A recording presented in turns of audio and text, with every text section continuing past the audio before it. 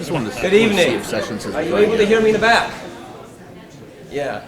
I'll take that as a yes. I am Joshua Shanes. I'm associate professor here at the Yostik Arnold Jewish Studies program here at the college, and it is my absolute pleasure and delight to welcome you all, and particularly my students in the back on an evening before spring break, to this signature event of our program, the Three Rabbi Panel. This is actually the 20th year of the Three Rabbi Panel. That means our 40th session. It began in 1996, which is really quite amazing. If Marty were here, up here, I'm sure he would joke or say seriously that this is Jewish Studies, quote, hallmark event. But it really has, in a great way, helped to shape a cohesive and respectful Jewish community, a community that acknowledges differences and uses those differences as an opportunity to come together and to be stronger. And I'd like to thank the rabbis here today and the other rabbis of the community, past and present, who have made this event possible. Thank you very much. I also want to thank, and because I can do it, I'm here, Marty, who has made this event and so much more possible, including, I have to say, for this delightful tie, which makes me feel much more comfortable with our rabbis. I came to the restaurant without a tie, and he said, perhaps you feel more comfortable, sir. And I do. I feel much more comfortable, so I appreciate that. The Three Rabbi Panel and a lot of other Jewish Studies community programs are made possible by the Karesh Family Fund, which was established, as you know, by Stanley and Charlot Karesh family. Stanley was a founding member of the Jewish Studies Advisory Board, and the first, and for many years, the only life member. Charlot and the late Stanley were pillars of the Charleston community, and I'd like to ask you to join me in thanking the Karesh family with a round of applause.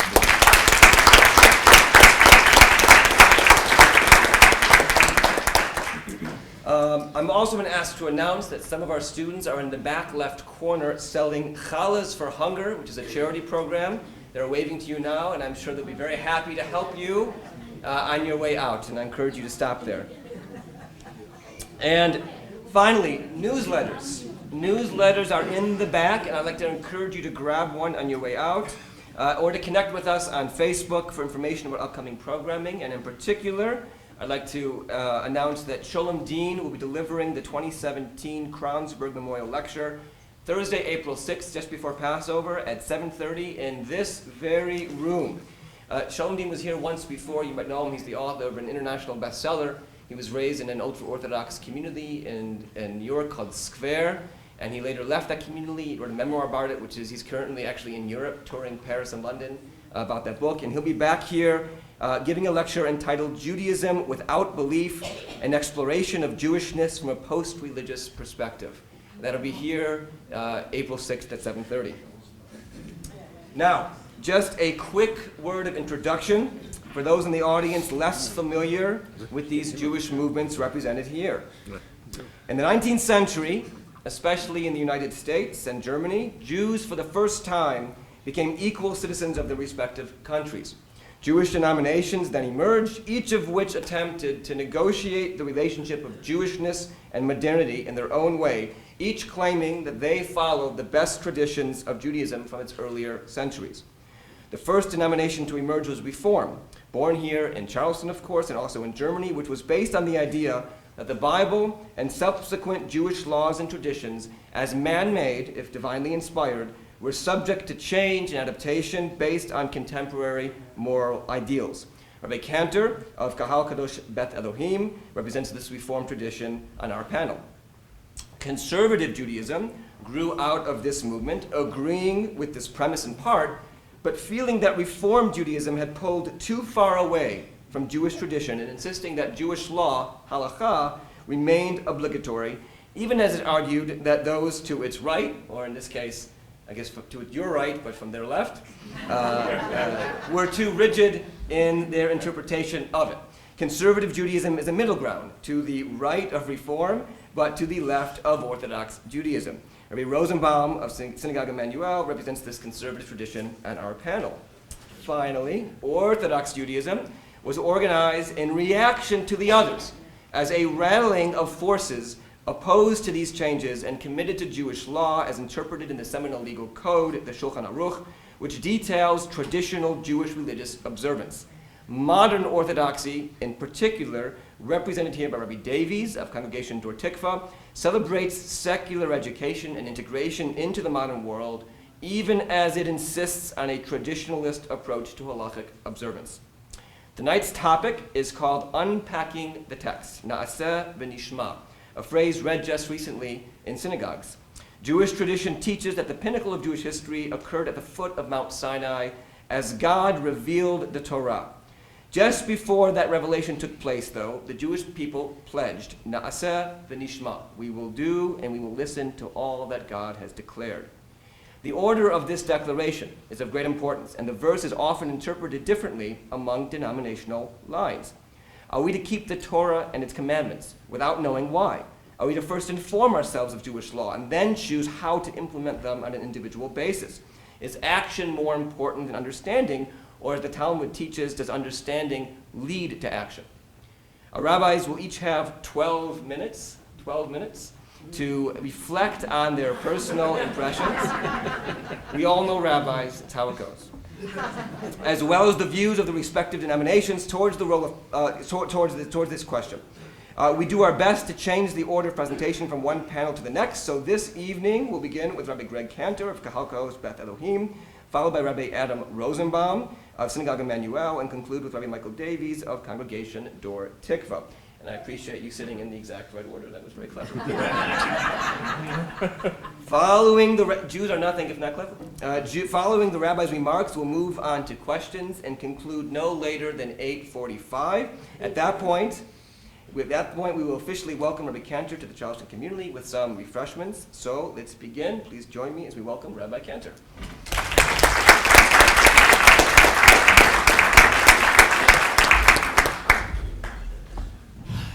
Thank you. Are you nervous? Maybe a little, but just enough, actually. Professor Shane said in his opening remarks that the phrase Na'aseh v'nishma has recently been read in synagogues, and I can tell you for sure that it's been read in my synagogue since about a week after the last Three Rabbi Panel, about 3 million times, particularly in my study alone, preparing for this evening, about 1,000 times just today.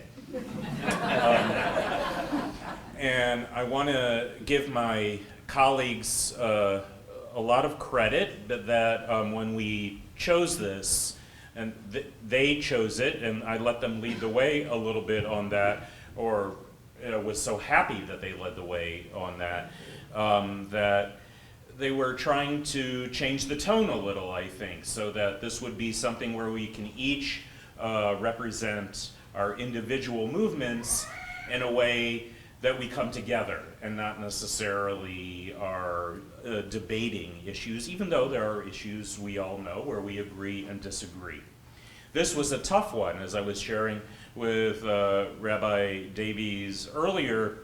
There was precious little material on this verse. I found more when I searched on the verse, both in my personal library and digitally on the first half of the verse. Lots of commentary, and very little on the second half of the verse, but enough that it made it interesting. And in part, Reform Judaism doesn't really have a whole lot to say as a movement about Na'aseh v'nishma, but fortunately some of my bright colleagues shared some views that I thought would be enlightening today.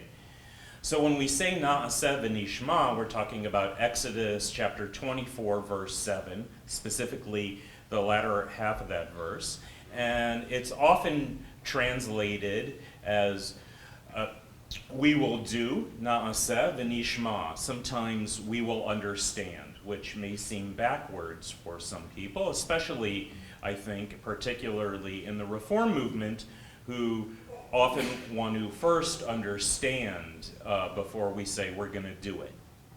So when we're talking about things that we do or things we have to do, in Judaism, we're often talking about mitzvot and halacha. And so I wanted to begin by running you through a short history of the Reform movement's take on mitzvot and halacha. The Pittsburgh platform, which shaped a lot of American Reform Judaisms, and you made a reference to this in the 19th century, ideas about how to approach these kinds of things, wrote that we recognize in the Mosaic legislation a system of training the Jewish people for its mission during its national life in Palestine, and today we accept as binding only its moral laws and maintain only such ceremonies as elevate and sanctify our lives, but reject all such as are not adapted to the views and habits of modern civilization. That's from 1885, a gathering of the Reform movement in Pittsburgh. Then in Columbus, Ohio, they came up with a new platform in 1937 where they wrote, Judaism as a way of life requires, in addition to its moral and spiritual demands, the preservation of the Sabbath, festivals, and holy days, the retention and development of such customs, symbols, and ceremonies as possess inspirational value, the cultivation of distinctive forms of religious art and music, and the use of Hebrew together with the vernacular in our worship and instruction. And then, again, it adopted at the 1999 new Pittsburgh Convention of the Central Conference of American Rabbis. They wrote, mitzvot, sacred obligations, have long been observed by Reform Jews. Others, both ancient and modern, demand renewed attention as the result of unique context of our own times. So you see, I hope, a little evolution on the Jewish approach to mitzvot, beginning with the idea that we want to first understand before we commit ourselves to doing. As a Reform rabbi, also a colleague of mine wrote, Rabbi Sarah Wolf, we cherish our autonomy and our ability to choose how to express our Judaism, referring to Reform Jews. Informed choice, not na'aseh v'nishma, has been the motto of the Reform movement. A commentary known as the Pardes Yosef notes that in last week's Parsha, the Israelites say almost the same thing, the week before Mishpatim, I should say, declaring Yachdav, Kol Asher Diber Adonai Na'aseh. All that God has said, we will do. We will hear him, Nishma, is left out the week before. And another word is added to the verse, Yachdav, together, as the people are described as making this declaration that we will do as a community. While some Jews in each of our movements believe that there is only one true form of Judaism, more respect is due to the Jew that says we are all Jews, each choosing to observe differently, each with her and his own way to follow mitzvot and halacha, and each finding what makes our Judaism meaningful as a way to live it, and, if we are so blessed, as the three of us are, to pass it on to another generation of Jews that we're raising in our homes, and in all of our cases, to inspire congregations of Jews throughout our careers. The fact that all of us also must admit that it is not possible for any single Jew to fulfill all 613 mitzvot, regardless of our movements, and enlightens us. There are mitzvot that are only given to the priests of the ancient temple, and we have no priests. There are mitzvot that are only for people living in the land of Israel, and we are living in the other holy city. And I'm sure we all have abiding respect for Jews who live in Israel, even though none of us have made that particular choice. A Reform interpretation of Na'aseh v'nishma is not that we all blindly submit to the mitzvot regardless of how we understand them. it would be that it takes the entire community of Jews, with all of our differences, all of whom we love and respect, even if they are not exactly like us, to fulfill all the mitzvot. Some of these mitzvot could only be fulfilled during biblical times. Some, certain thoughtful members of the larger Jewish community choose to embrace, and others we find less meaningful or helpful in making our lives as Jews more or less fulfilled. Today, Reform Judaism still emphasizes ethical and moral mitzvot as being of primary importance. However, unlike our 19th century founders who required gentlemen of the 19th century to remove their top hats and bowlers before entering the sanctuary, and who identified their clergy as reverend in an attempt to assimilate into greater American society, today's leaders have declared that we may have overreached and thrown out the baby with the bathwater when we slashed so many mitzvot from our observance. We've brought them back so that our members can study them, think deeply about them, and decide for ourselves, sometimes with the advice of good teachers, sometimes through our own thoughtful research, and often through just trying a mitzvah, such as those associated with observing Shabbat, to see if incorporating them into our lives makes Judaism mean that much more to each of us. Everyone here is on a journey. In Reform Judaism, we embrace the journey.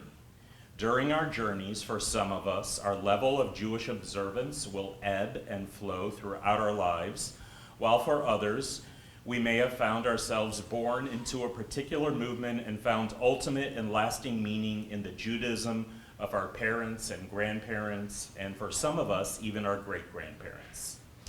My job, ultimately, is to help navigate as many Jews as possible through their own personal journey, understanding that together, yachdav, we will get to wherever we need to be. Thank you.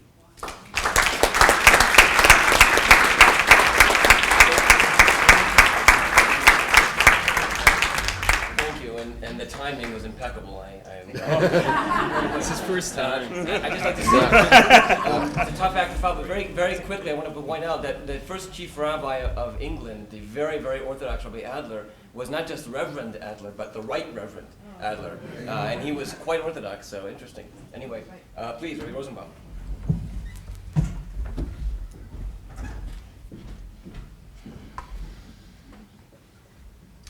Good evening, everyone, and it is a privilege to be here once again with my colleagues and to welcome Rabbi Kanter for his first Three Rabbi Panel. Just like Rabbi Kanter, I was in a position where I had to do a little bit of cramming today. I had actually done a little bit of advanced work going into today, but then when this morning I opened up my file, everything had been erased. The only thing that my file said was Emma Stone, La La Land.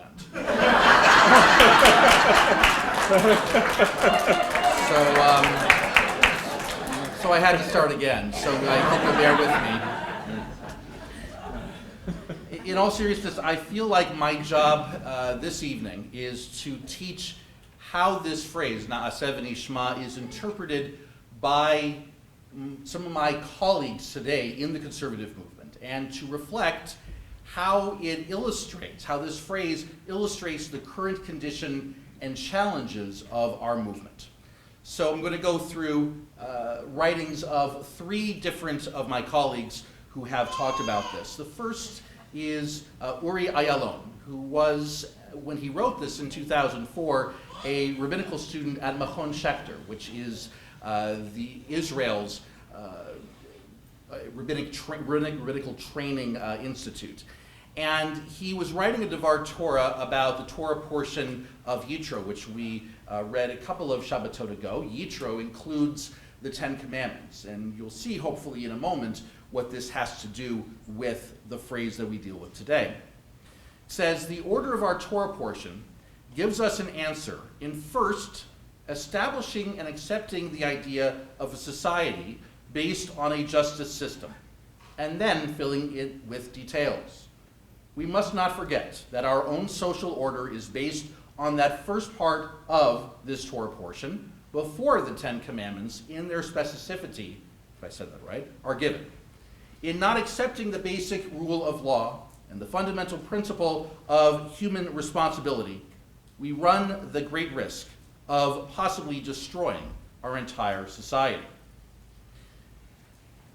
So what I drew from that is that the phrase na'aseh v'nishma, we will do and then we will understand, underlines a struggle within the conservative movement, this struggle that we face between halakha, Jewish law as understood through the ages, and maintaining, on the other side, simply ethical practices. Now, this is not to say that halakha is not ethical, that's not what I'm saying, but what it really is, it talks about basically this struggle that the conservative movement feels being in between, in many ways, orthodoxy and reform. Some of the recent decisions of the movement's Committee of Jewish Law and Standards over the last number of decades, some of these divisive decisions that have been made, divisive at least in some camps, whether we're talking about the teshuvah, the response allowing driving to and from synagogue on Shabbat that passed in the 1950s, whether we're speaking of the struggle and then eventually the passage of women as rabbis that was finally completed in the 1980s, and whether about 10 years ago, the discussion about that eventually led to allowing within the movement gay marriage and also gay clergy. Some of these decisions have been criticized by some as being extra halachic. Now, extra halachic, as you know, means halakha with extra mayonnaise. Actually, it doesn't. What it means is that extra halacha, meaning outside the bounds of what we typically understand as halakha. Some people feel that these changes were too bold, were too much outside the previous norms of Jewish law. And perhaps because of this, one of my teachers at the seminary, at Jewish Theological Seminary, Rabbi Neil Gilman, spoke a number of years ago at a rabbinical assembly convention. And he put forth the idea that, you know what, our movement shouldn't bother being halachic anymore. Just shouldn't bother. It's changed too much. It's a great movement as it is, but you know what, let's not pretend anymore that we're halachic. I prefer a different approach. And that approach was explained, I think, very well by Rabbi Gordon Tucker, who is the senior rabbi of a large congregation in White Plains, New York. Rabbi Tucker said that, no, we don't have to throw out halakha.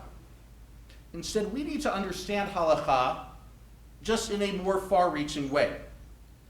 And the essential argument he had, and this is something that he talked about during the discussion about gay marriage and gay clergy back in 2006. He essentially says that we have to be able to take at different times, when it is a moral imperative, a certain leap of faith. We need to be able to say, na'aseh v'nishma. He said we can't look at that passage in Deuteronomy that says if you have a ben sorer umoreh, if you have a rebellious youth who says nasty things about his parents, and the law says that when that happens, you take this kid out into the middle of the town square and you stone him to death. Right? That's in Deuteronomy. Now, the rabbis of the Talmud said there has never been anybody who has fit into that category to be considered a ben sorer umoreh, and there never will be. All right? They were able to make that judgment. They were able to make that claim. If you allow that, you can't then look at Leviticus chapter 18, verse 22, the famous, or I would say infamous verse of a man shall not lie with a man as one lies with a woman, and then say, you know what, it's in the Torah, we're stuck. That doesn't work, right? If we're allowed to make certain leaps based on moral imperative, here we can do it there. The statement Na'aseh v'nishma, we will do what we will understand, raises the questions that our movement continues to deal with about what we stand for and why. The second excerpt I'd like to read from is by my colleague Rabbi Jeremy Gerber of Wallingford, Pennsylvania. He wrote this last year. And to give you a little bit of a preface, he wrote about the struggle of the women of the wall. Many of you may be familiar with this. There are a number of women who would like the opportunity to participate fully in prayer services at the Kotel, at the Western Wall. And they have been trying regularly to be able to do this. And they have been, from time to time, stymied by not only residents of Israel, but sometimes by the police and by the government of Israel itself. This is a constant struggle. And I'll pick up Rabbi Gerber from here. I hear and feel their disappointment, and yet there have been significant steps in the right direction. Ultimate goals cannot be achieved without small victories along the way. I still remain hopeful. Just as we all stood together as one at Sinai and shouted, Na'aseh v'nishma, someday we will again be able to speak in one united Jewish voice. But it won't be because all denominations have been stamped out or differing opinions quieted. Our diversity is undeniable. Judaism is a coat of many colors. Our struggle for equality continues, but let us also celebrate the milestone that will allow us to forge ahead stronger, more resolute, and with hope for the future. We will win this battle in the end. I have faith. The way that Rabbi Gerber understands Na'aseh v'nishma is this is the conservative movement's attempt to rightly create unity through diversity. We try to do this around the world, especially in Israel, and that, of course, can be a struggle. There has been and continues to be a delegitimization of non-Orthodox rabbis and non-Orthodox residents in Israel in terms of access to the Kotel, in terms of conservative and reform rabbis being able to perform state-approved weddings, and there are other examples as well. This is still an uphill climb. And in some ways, it's a challenge that we face in all Jewish communities, not just in Israel. Panels like these are a wonderful example of cooperation and respect across the branches of Judaism, and we should feel very proud of what we're able to do twice a year here. But there are plenty of places in which this is not the case. So to Rabbi Gerber, Na'aseh v'nishma means creating unity through diversity, something that the conservative movement is very passionate about. And the third example I'd want to give is by Rabbi Barry Leff. He wrote this in 2014 while speaking of this particular verse. This is one of those verses I keep coming back to because I find it so powerful spiritually, and I do accept it. I view it as a way of saying, God's the boss. I want to do God's will. To say this is an expression of love for God. It's the normal way of the world to generally want to understand what someone is asking you to do before agreeing to do it, except if the person asking is someone you love.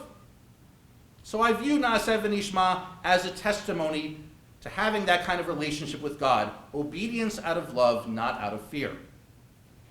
But when it comes to our relationship with God, how do we know what God wants? The traditional answer to knowing what God wants is to rely on a rabbi.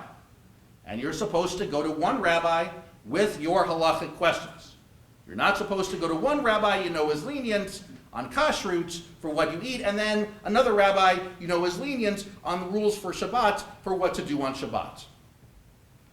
One of the things I like about Judaism, Leff continues, is the idea that for the last 2,000 years or so, we have not had intermediaries in our personal relationship with God. Priests no longer make offerings on our behalf. Everyone has access to God directly. But if you pick a rabbi to blindly follow, haven't you just appointed a priest? Haven't you just selected someone who is going to be the intermediary in your relationship with God? Someone who will figure out what God wants on your behalf? And ultimately, he continues, I don't think that's the ideal way to relate to God. A relationship with God is not only a relationship with a book, it should be a relationship with God directly. There needs to be a connection of the heart, not just the mind. I don't think it's nearly as important to be a halachic movement as it is to be an authentic movement. Rabbis should help people connect with God. That's more important than being the guardians at the gate, policing the observance of the commandments. I still believe in Na'aseh v'nishma, but figuring out what God wants in any particular situation is not something you can look up in a book. You have to listen closely and obey out of love, but also realize the one doing the commanding loves you too. There's a lot to unpack here, and I'm going to try to do it very quickly. To Rabbi Leff, I believe, Na'aseh v'nishma is about following one's heart about God, not necessarily relying on institutions to tell us what to do. And this has very much been an issue in the conservative movement, in which centralized institutions, our movement's centralized institutions, are far less powerful than they used to be. What's more, with the explosion of technology, and in many ways the shrinking of the world, Jews all over the place have greater access to Jewish ideas and products than ever before, thus making it easier for people to feel Jewishly connected without necessarily being a part of a synagogue or a formal community. This makes it more difficult for the conservative movement, or really any movement, to spread its philosophy, or at least to mandate that others adhere to it.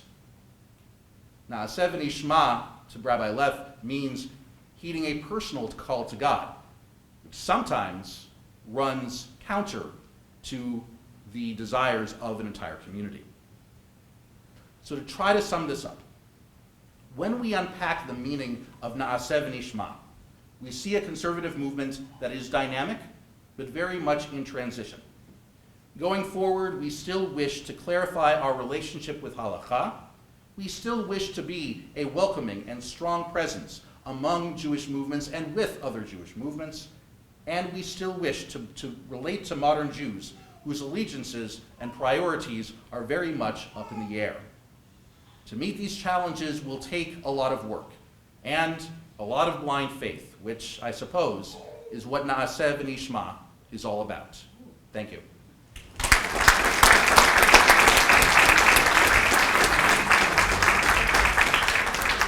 Thank you very much. And now, Rabbi Davies of Dor Tikvah.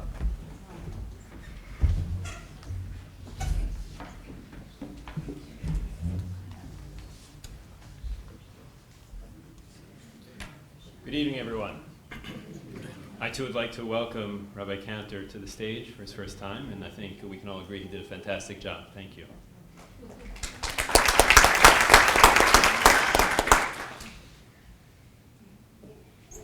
Once, there was a fellow sitting under an apple tree when an apple fell on his head. "Isn't that interesting?" he said, surprised. "Apples fall." He had never really given the phenomenon much attention, nor had anyone else for that matter. What about a pen? No, that falls. A book? That too. He picked them up and let them go. Aha! Apples, books, and pencils. They fall. There seems to be a consistent force that draws things down. Did he invent gravity? I don't think so. He just discovered it. Gravity is a physical principle that has been guiding the movement of physical bodies since the beginning of time. Having finally understood it, this fellow was able to articulate a principle that had always been the force through which God directs the world. This is what Sir Isaac Newton did when he formulated his theory of gravitation. This is what Albert Einstein did when he formulated his unified field theory, because he believed there must be a consistent set of principles that govern the movement of life. This is what many, if not all, scientists attempt to do. If there are physical principles that govern our existence, perhaps there are also spiritual and or ethical principles. And just maybe as definitive as the laws of gravity are, there are ethical and spiritual laws equally as definitive. Traditional Judaism teaches that the spiritual, moral dimension of life is no different from the physical dimension. Just as gravity and other laws of nature govern physical life, there are spiritual laws that govern spiritual life, which have been guiding the universe since the very beginning. Christian historian Paul Johnson writes in his History of the Jews, "All the great conceptual discoveries of human intellect seem obvious and inescapable once they have been revealed, but require a special genius to formulate them for the first time. The Jews had this gift, the Torah. To them we owe the idea of equality before the law, both divine and human, of sanctity of life and dignity of human person, of the individual conscience, and so a personal redemption, of the collective conscience, and so of social responsibility, of peace as an abstract ideal, and love as the foundation of justice, and many other items which constitute the basic moral furniture of the human mind. Without the Jews, it might have been a much emptier place. It is almost beyond our capacity to imagine how the world would have fared if they had never emerged." When God offered the Torah to the Israelites, they recognized that God was presenting the principles, these very principles, upon which life had been functioning since its very inception. Their first response was, "Na'aseh, we will do it." They did not try to figure out whether the Torah fit their values, nor did they expect God to conform to their standards. They wanted to live in harmony with these divine ideals. They understood that the Torah was, is, and always will be the guiding force of the universe. Na'aseh v'nishma allows us to be open to the possibility of trying something without any impediments. It requires complete and utter free will and choice because nothing is informing what we are about to do. We haven't heard anything yet. We don't allow ideas or notions of the contemporary cause du jour or current societal ethical norms to cloud our decisions to look at something brand new. We have the willingness to engage ideas that are not yet part of our worldview.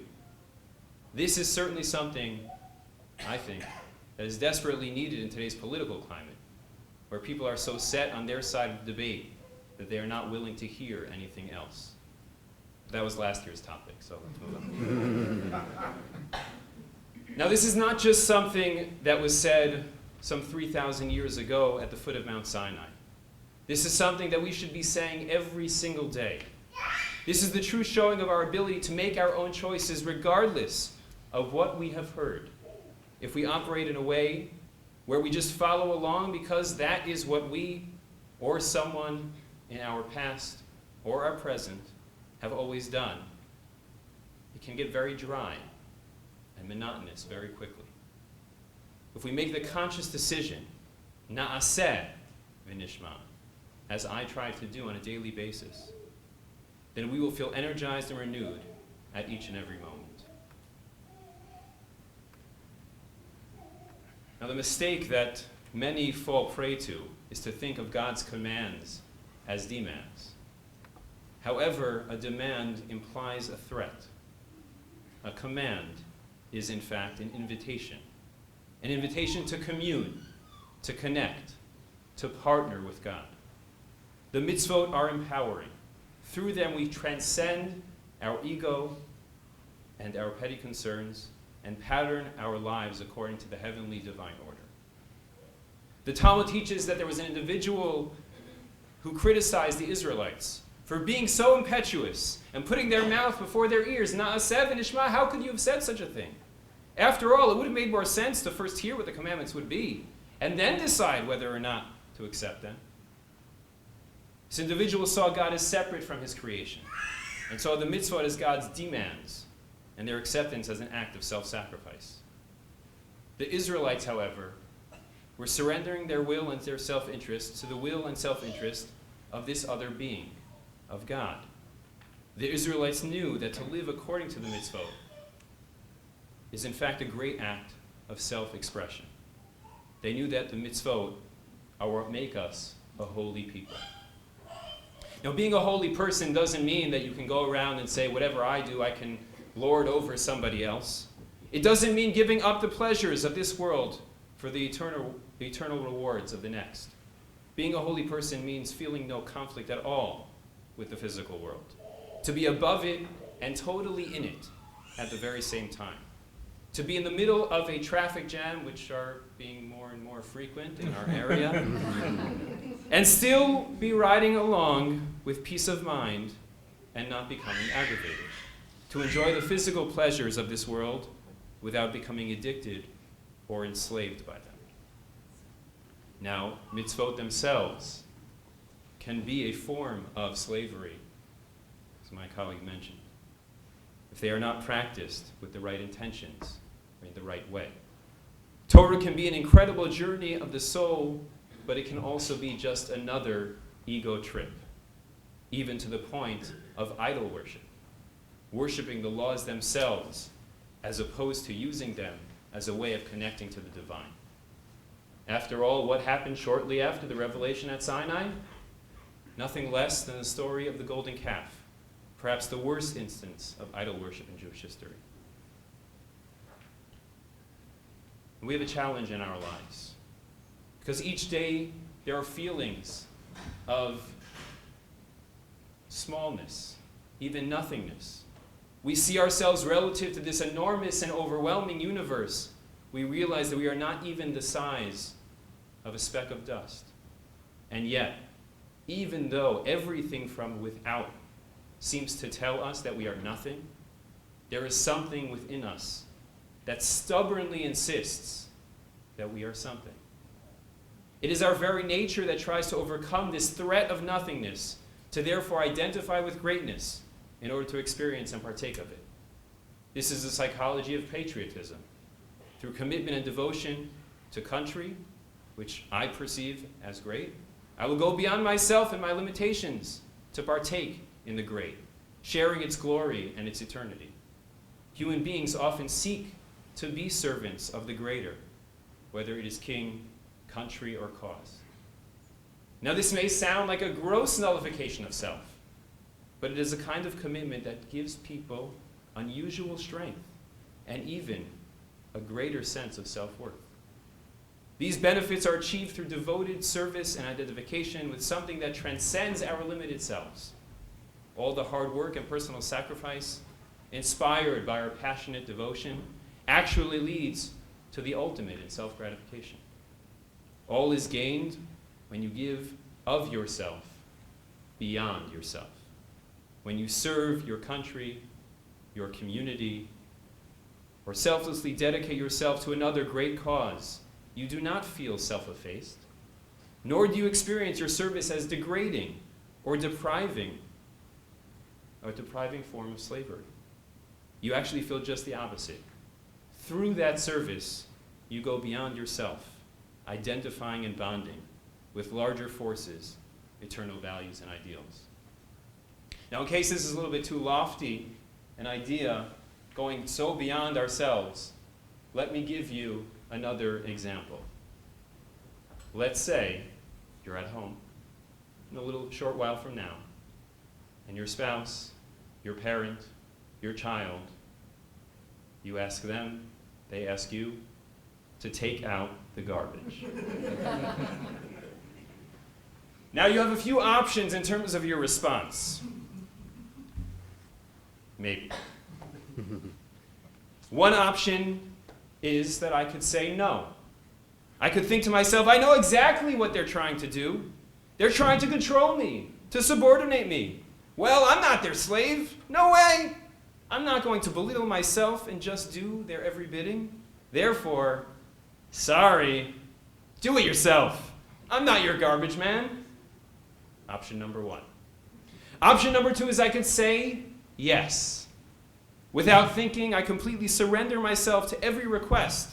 And no matter what they ask, I simply cannot say no. I'm intimidated by the thought of how they might react if I don't comply. Therefore, I completely nullify myself to them and immediately say, with no self-consideration, okay, whatever you say, I'll do it. You could say no, you could say yes. Or you could choose to say yes. If I say yes just because I feel that I simply cannot say no, then this is not a relationship. I've lost my freedom, my identity, and my sense of self. On the other hand, if I feel compelled to say no because I feel a need to assert my independence, then I do not appreciate that we are truly together, united. Why say no when in fact we share this relationship? Here's an opportunity to express our oneness. And what that means is I'm able to say no because I am not you and you are not me. However, I choose to say yes because we are in this together. There's no conflict, no competition between you and me, no struggle for one-upmanship or one-up-womanship. Even though we are distinct individuals and very different from each other, we are one. I believe that is what the Jewish people said when they responded, Na'aseh v'nishma. Thank you.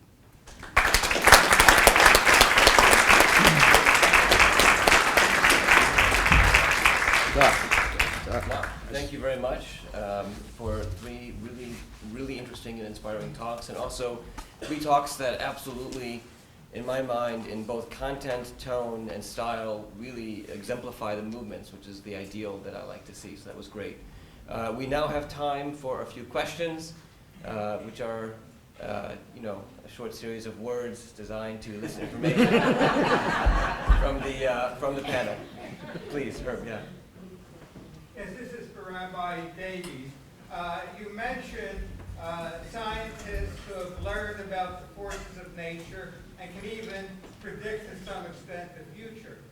So my question is, do you believe in a supernatural deity who has in the past changed the forces of nature and will do so again? You're asking about the concept of miracles? Yes. Yes, I do believe in miracles. And that has been done in the past where they supersede what scientists today understand. Yes. Do you believe in All right. miracles? Yes. Please. Miracles good. If you look at reform as a verb, this is mostly Three Rabbi Davies, it implies that there's some change. And my question is that I assume that by modern Orthodox, there has been some change from Orthodox or from ancient Orthodox or from whatever. So can you please describe the difference between a modern Orthodox Jew and an Orthodox Jew, or its opposite?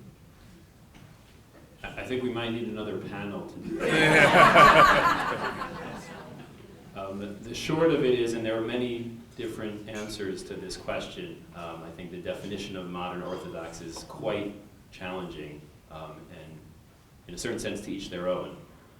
My personal belief is that I don't think that anything has drastically changed. I believe that maybe it's a little bit of a different perspective, perhaps. But in terms of the tradition, and as Professor Shaines mentioned earlier, the fealty to halacha, I think that remains to be the same. Other questions? Well, I'll ask one while we wait, and anyone can jump in. But I'm curious with the Na'aseh v'nishma, and you made me think of this, Rabbi Davies, with your last comment. How do we reconcile the notion of choosing, which all 3 of you, interestingly, talked about choice, but how to reconcile that with the other half of the rabbinic understanding of Na'aseh v'nishma, which is that God held a mountain over the Jewish people and said, if you don't accept, I'm going to crush you with the mountain. How do we reconcile that rabbinic tradition with the notion of choice, which all 3 of you talked about? I'd be curious to hear what you had to say about that. Whoever wants to jump in.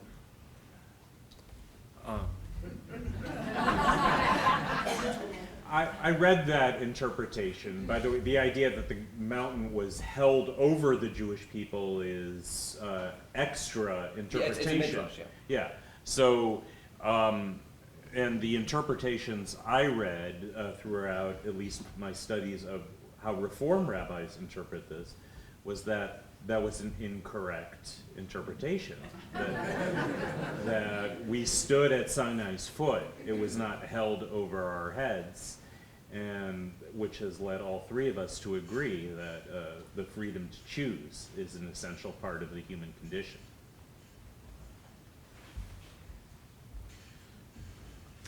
So I would respond that I liken it to my viewpoint on how free choice and predestination can coexist, as Pirkei Avot exclaims very clearly.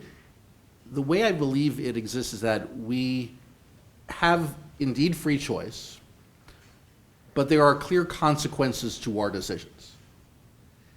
And I liken this whole paradigm of free choice and predestination coexisting to, if any of you remember, Choose Your Own Adventure books. All right, if any of you remember these. These are popular when I was younger, and they were books where you open up the first page, it's all written in the second person, and one of them was called Supercomputer, and you have arrived home from school, and there is a box that says supercomputer in your bedroom. You don't know where it came from. You don't know who brought it to you. If you choose to open the package, turn to page 12. If you choose not to open the package and ask your parents what to do, turn to page 87. And then you'd go to the next page, whichever it was, and then you'd usually have two or more options of where to turn to next, and the story can go any number of ways. So we have the opportunity to choose all the time, but with every choice we make, there are going to be consequences, and there are going to be consequences that sometimes can be very challenging. That's how I make sense of this midrash, while also being able to believe that we as Jews and we as people have freedom of choice. I always skip to the end and the choose your own adventure.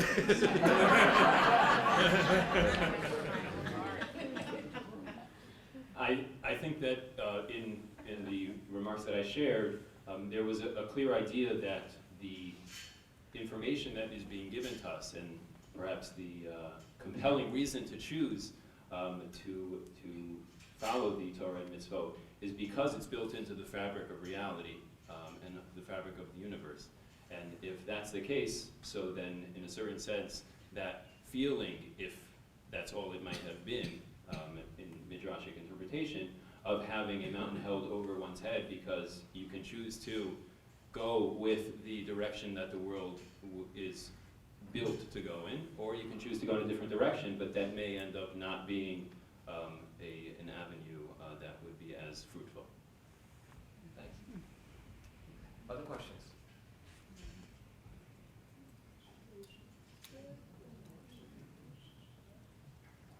Please. I can probably do it without that. I think it's for posterity. So I guess I wanted to know, it seems like almost a little bit too easy, even though it's less literal, to translate Yishma as understand, where understand means like we understand the reasons why behind all of this, and so we understand why we're doing it, because literally it just says listen, right? And so one question is, what would happen if you just read the verse as we will do it, but then we will listen, as if we expect something more to be said than just what you're telling us right now? Would that be a better translation of the verse than understand in terms of the reasons?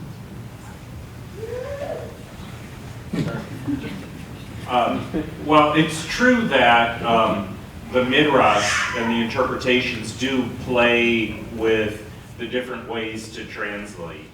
And so, sure, the Jewish answer would be yes and yes, right? There was yet another interpretation that I read that said, used the ma of Shema and related it to a Hebrew word for guts. And that midrash took you to understand that you have to feel it in your guts, and you get that by doing it first. So, you know, that's the beauty, I think, of Jewish tradition, is that it gives us lots of different ways to understand and interpret a heavy and powerful verse like this and come up with all kinds of different answers. Sometimes they butt heads are different answers, and sometimes they just shed more light on how we can understand Torah. So I do like the translation, we will do and we will listen. I think because to me listening does imply understanding, as opposed to how another way to understand the verse, which would be we will do and then we will hear. Because as we all know, there's a big difference between hearing and listening. Hearing means the sound, we absorb the sound, but do we care? Do we comprehend? Do we pay much attention? Not necessarily. Listening refers to an active, where we're actually trying to get to the heart of what the other person or other being is saying.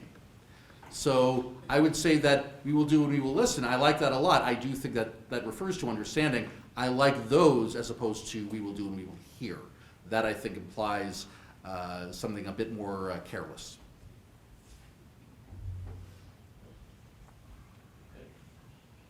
Thank you. We have just a couple more minutes unless someone would like to jump in. Please. What I really like is the fact that when we do, we are blessed, because he says, here are the blessings and here are the curses. And so, who wants the curses? I want the blessings. So it makes me really want to do what he says. Well, thank you. And it's actually a perfect transition, because as it happens, we have blessings.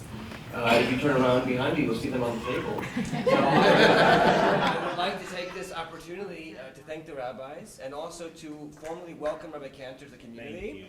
And invite everyone to one reception. Thanks, guys.